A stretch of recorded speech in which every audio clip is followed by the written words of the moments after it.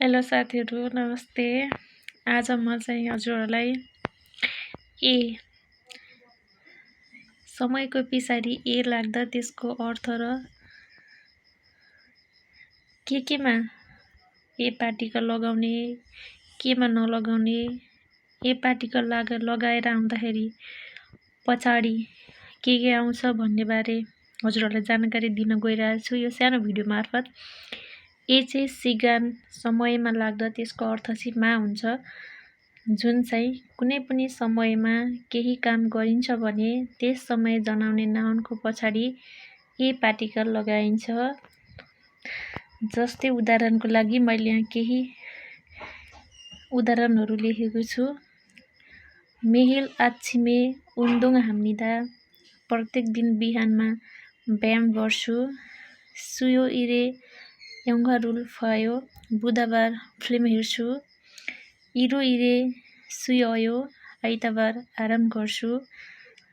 साथीहरू, यो को अर्थ मा हो, तर सेन्टेन्समा मा भनिराख्नु चाहिँ पर्दैन। मा भन्दाखेरि अलिकति शब्द नमिलेको कि जस्तो हुन्छ, नभन्दा नि हुन्छ, भन्दा नि खासै फरक त पर्दैन भए तापनि।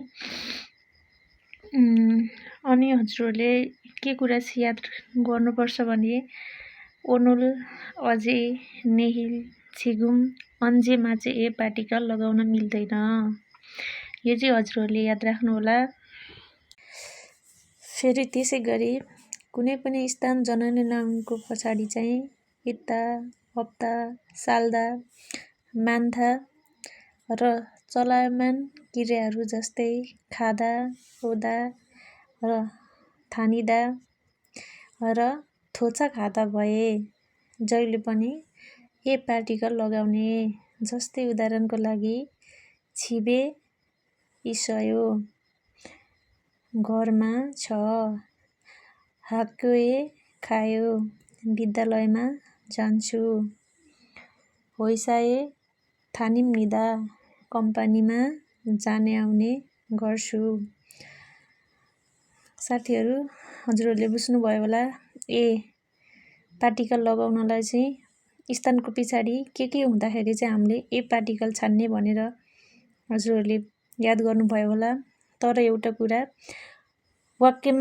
एउटै वाक्यमा दुईटा समय जनाउने नाउन भए चाहिँ हामीले पछाडिको एउटामा मात्रै पार्टिकल लगाउने, अगाडिकामा पार्टिकल लगाउनु पर्दैन।